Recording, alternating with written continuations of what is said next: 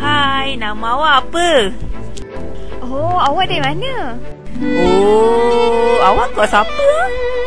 Lah samalah kita. Di sinilah ukhuwah terjalin.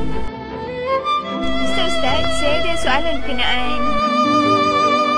Saya pun ada soalan. Ada satu benda saya tak faham. Di sinilah segala persoalan terjawab. Korang, jom kita tangkap gambar. Jom cepat-cepat posing. Peace. Kejap. Di sinilah kenangan bersama diabadikan. Di sinilah bermula segala-galanya.